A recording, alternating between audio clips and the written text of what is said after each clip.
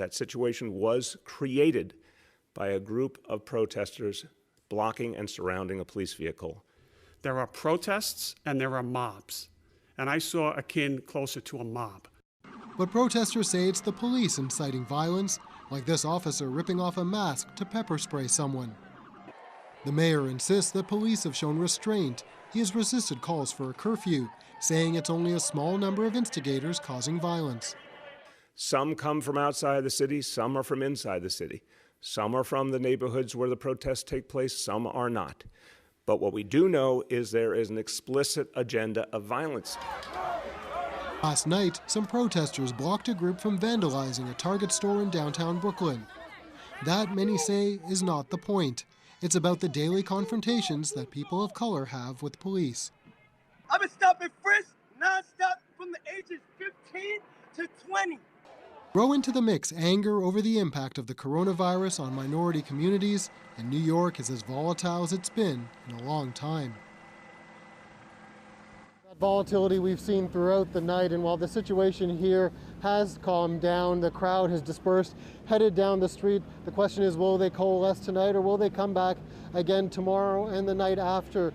The anger is still not dissipating on the streets here of New York. The confrontations with police, the broken glass, the damaged buildings, the damaged police vehicles, a number of arrests tonight again. And so what we're seeing here is playing out across the country. But as one person said to me, they tried to have a peaceful protest today because they wanted to send a message to the rest of the country that this is the way it's supposed to be done. Ian?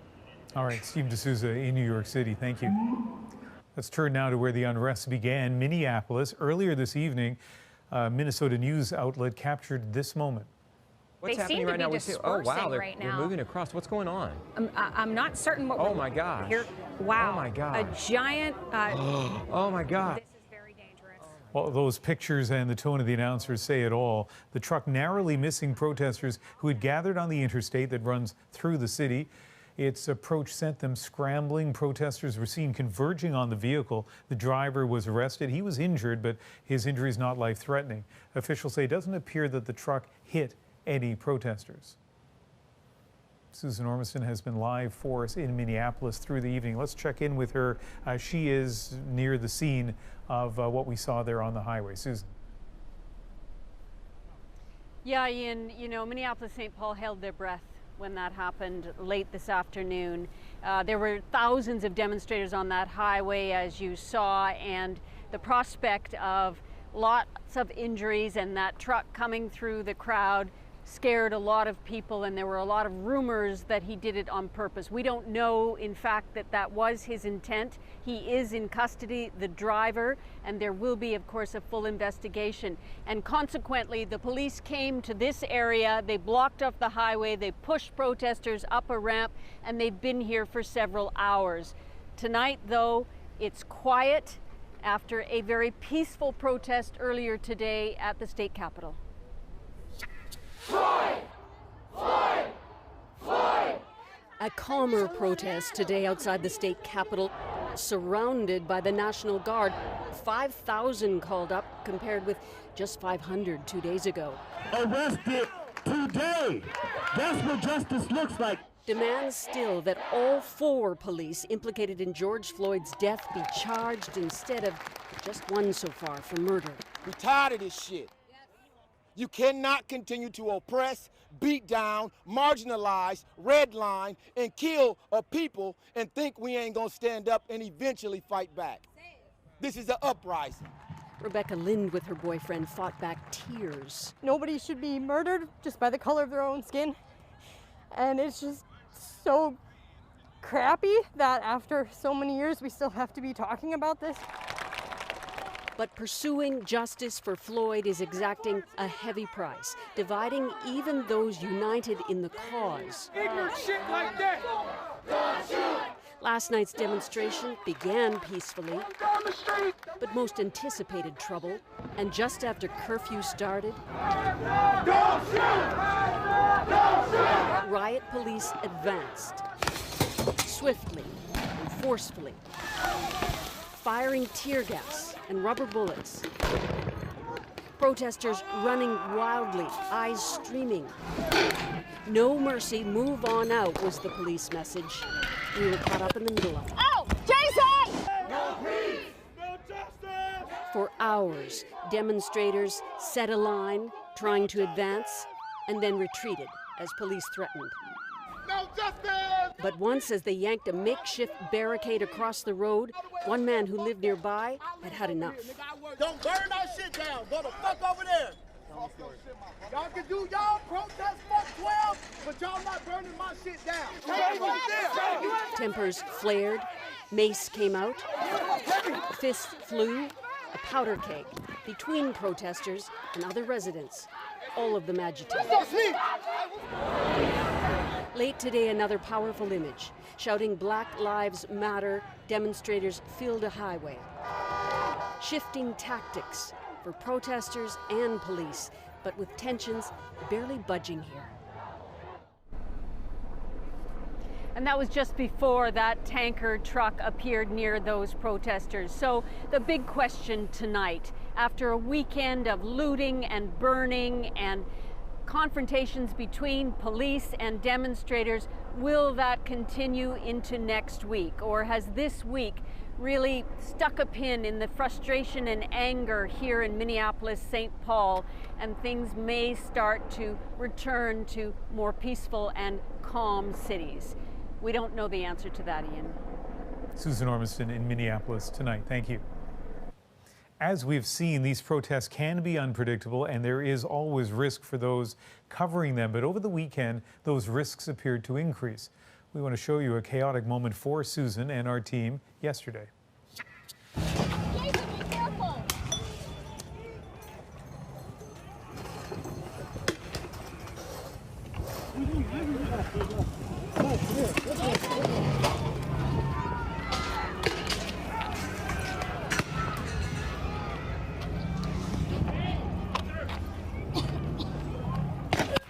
Oh, shit!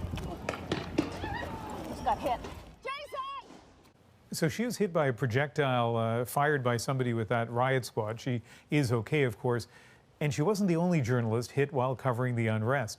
Some are wondering what impact all of this will have on people trying to cover this important story. I'm press. I am press. I don't care, get down. Okay, I'm down. Scenes like this were captured in cities across the United States. The cameras rolling when law enforcement seemed to be targeting journalists. We identified ourselves as press, and they fired tear gas canisters on us at point blank range. I got hit in the leg. An investigative journalism website called Bellingcat reported at least 50 separate incidents from Minneapolis to New York City to Louisville, Kentucky. Many faced rubber bullets and tear gas. Some were even arrested. Just 2 days after this CNN television crew was arrested on air, it appeared they were targeted once again by police. With so many protests in so many U.S. cities, we've been asking Anita Bath here in our newsroom in Vancouver to keep an eye on them through the evening. Anita. Ian, a mostly peaceful day in Boston started to turn violent this evening. This was the scene a bit earlier. Thousands of protesters out on the street in front of the State House. This image, powerful. It shows just how outnumbered the police are, something we're seeing in many cities. But here, as maybe a dozen or so of them stand in a line facing the massive group. Elsewhere in the city, this police car set on fire, burning out of control. We've also seen looting tonight and tear gas dispersed in an effort to get people out of the streets. At one point, hundreds even surrounding a police van, smashing out its windows. Let me show you Atlanta now, where a curfew is in place. The National Guard was out as protests became more intense there. We have seen confrontations tonight, a lot of tear gas as well thrown by police trying to calm the situation, and protesters looting a construction site using porta potties as barriers between them and officials. There's also fallout in Atlanta from this scene last night I'm about to show you. The two people in this car are being tasered by officers, and now 2 of those officers have been fired. There would have been a time, probably even last week even, that we would have been able to take our time and very likely would not have taken the measure of terminating these officers. But again, as we watch the video today, it became abundantly clear that this force was excessive. Now, there have also been protests here on the West Coast, for the most part peaceful, but this was the scene in Santa Monica earlier this evening. There's also smashed windows. Everything inside of these stores cleared out. We are keeping an eye on Seattle and Portland. There has been some looting, but for the most part, people have marched without violence in those two cities. Ian? All right, Anita, thank you. We're also seeing rallies across Canada, some in solidarity with U.S. protesters, but others to highlight justice problems in this country. Briar Stewart is at one of those rallies here in Vancouver. Briar. Well, Ian, I'm in front of the Vancouver Art Gallery, and a few thousand people filled this square and spilled into the streets around it for the protest, which lasted about 2.5 hours. It was a very diverse crowd here. You had people young and old, and people representing many different cultural groups. You had First Nations here as well to show their support. And really what this was about was not only showing solidarity with the U.S., but also talking about the systemic racism issues in this country, and it was really just one of several protests that took part across the country. No justice, no peace! They're gathering in cities across Canada by the thousands, a country with its own enduring struggles with racism and injustice. Many here have experienced it firsthand. I don't feel safe as if I were a white teenager my age. I always have to be extra vigilant if I'm with my friends. I always have to make sure I'm acting better than everybody. I don't know if I feel safe or not. I just feel different. I'm treated different than other people because of my skin color. Protests were also held yesterday in Halifax and in Toronto. They were passionate but peaceful gatherings. Some held signs with the name of Regis Korchinski-Paquette, the 29-year-old woman who died after apparently falling from her balcony last week while police were inside the apartment. In Calgary, a smaller, more intimate rally was held this afternoon. I've never been to a protest before. This is my first one, and I just felt like I could not be silent. In Vancouver, around 3,000 joined a protest downtown. Organizers urged people to wear masks and come out and show their support. Jacob Calendar-Prasad says while Canada is a very different country than the U.S., many of the same issues exist. He says he's been a victim of excessive force by the police. There's a large underlying issue in Canada where racism gets swept under the rug, and it's time that that issue comes out. We bring it out and we put it into the light and we address this head on. Briar, we do have a history in this city, Vancouver, of riots and demonstrations that become unruly, but organizers tonight certainly managed to keep things peaceful. Yes, and those playoff riots, Ian, that was certainly on organizers' minds here. And what they did is that they wanted to control the crowd. So instead of having a march go through downtown Vancouver, they decided to center it here because they thought it would be much easier to control people's movements. I will say there were a couple skirmishes. There seemed to be a few people that were here to agitate the crowd, but it seemed to die down quite quickly. It was a bit of a different scene in Montreal. We showed you images from that protest earlier, but it did become unruly at one point. Tear gas was fired. We understand that some of the barricades were dismantled, and at one point police said projectiles were thrown at them, so they had deemed the protest to be illegal. So it was a bit of a different story there because it did deteriorate, but this protest ended how it began, in a very peaceful manner. Ian. All right, Briar Stewart in downtown Vancouver. Thank you. The massive protests across the United States have sent shudders through the public health community. They could lead to a spike in new cases of coronavirus. This is what scares them. No signs of physical distancing, people packed together, cheering and jeering, many without masks. Today, the mayor of Washington, D.C. made a plea. I'm urging everybody to consider their exposure if they need to isolate from their family members when they go home and if they need to be tested, because we have worked very hard to blunt the curve. But as violence rocked cities, some, like Los Angeles, suspended testing due to safety concerns. I want to bring in infectious disease specialist Dr. Isaac Bogosh. And Dr. Bogosh, clearly we're not talking about the politics of these protests, but simply from a medical perspective. When you saw all that video of all those people shoulder to shoulder for a long time outside, what was your reaction? And certainly, purely from a medical perspective, that's concerning to see, especially in the context of an epidemic that's hitting many parts of the United States hard. You see thousands of people. You see them very, very close together, many of whom are not wearing masks. It would come to no one's surprise if someone who had the infection in one of those protests, that individual could certainly transmit it to other people. Now, of course, we saw pictures of protests in many parts of the country. And in some settings, people were a little bit farther apart. That's helpful. In other settings, we saw lots of people wearing masks. That, of course, can be protective. And, of course, it's outside, which is also protective. But the scenes that we saw where people are tightly packed together, many of whom are not wearing masks, and with thousands of people, and that's a troubling scene in the context of an epidemic. And I guess if they do develop symptoms, we're looking at 1 to 2 weeks when we find that out. Yeah, but symptoms can develop as early as 2 to 3 days after an exposure. So I really hope people are mindful of that, and certainly that they know where to go for testing should they develop symptoms. All right. Dr. Bogoch, thank you. Anytime. We'll come back to the protests in a moment, but we want to stay on the coronavirus story for a minute.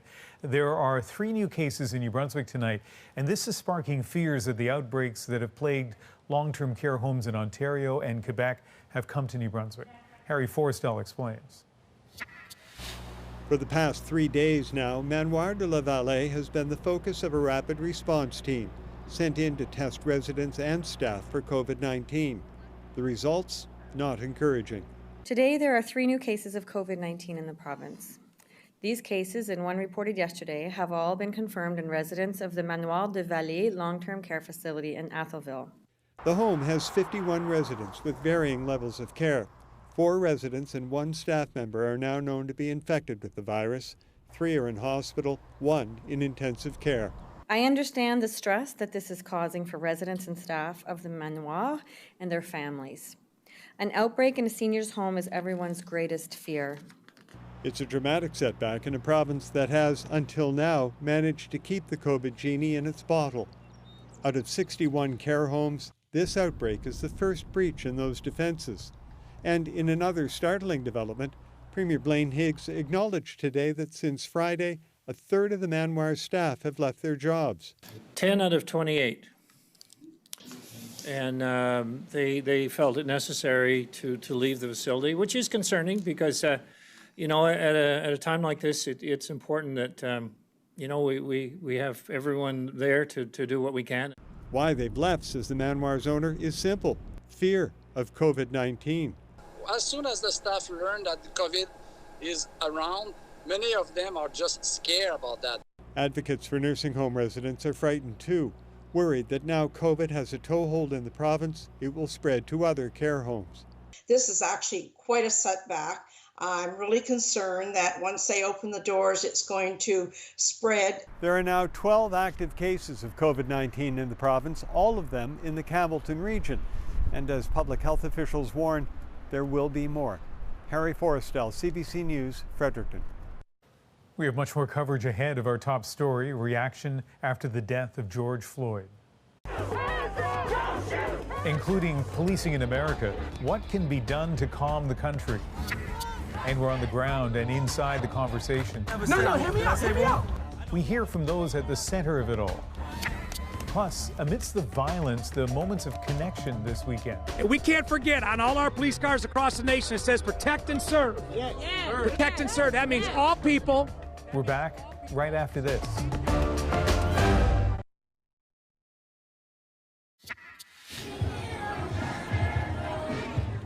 Minneapolis residents